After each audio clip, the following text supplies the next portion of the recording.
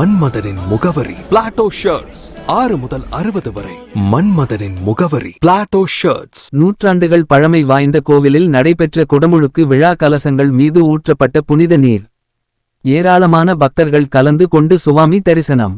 மக்களோடு மக்களாக நின்று தனது துணைவியாரோடு குடமுழுக்கு விழாவில் கலந்து கொண்டு சுவாமி தரிசனம் செய்த முன்னாள் அமைச்சர். மதுரை தெற்கு சட்டமன்ற தொகுதிக்குட்பட்ட பழைய குயவர் பாளையம் சாலை பகுதியில் அமைந்துள்ள நூற்றாண்டுகள் பழமை வாய்ந்த அருள்மிகு சங்கையா மாரியம்மன் திருக்கோவில். பொதுவாக திருக்குறும்புகளுக்கு விழா என்பது 12 ஆண்டுகளுக்கு ஒருமுறை நடைபெறுவது வழக்கம்.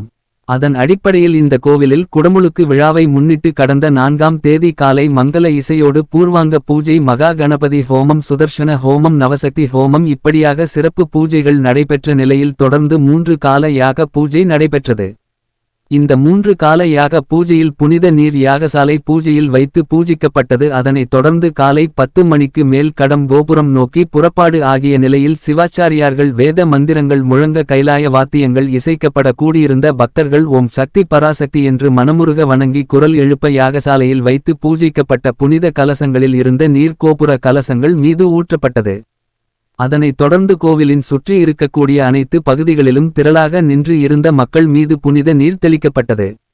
புனித நீர் தெளிக்கப்பட்ட பிறகு குடமுழுக்கு விழாவில் கலந்து கொள்ள வருகை தந்த பொதுமக்கள் மற்றும் பக்தர்களுக்கு கோவில் நிர்வாகம் சார்பில் சர்க்கரை பொங்கல் உள்ளிட்ட பிரசாதங்கள் வழங்கப்பட்டன.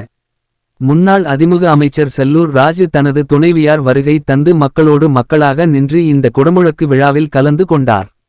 மற்றும் தெற்கு தொகுதி முன்னாள் சட்டமன்ற உறுப்பினர் எஸ். சரவணன், அப்பகுதியைச் சேர்ந்த மாநகராட்சி மன்ற உறுப்பினர் ரூபினி குமார் மற்றும் உள்ளிட்ட பிற கட்சி நிர்வாகிகளும் பொதுமக்களும் திரளாக இந்த நிகழ்வில் கலந்து கொண்டனர்.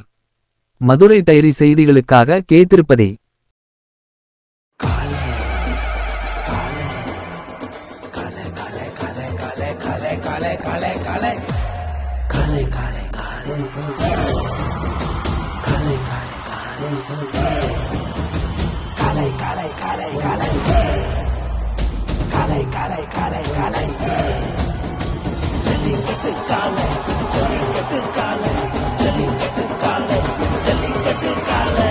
Jellicate dhotis and shirts from the house of Plateau.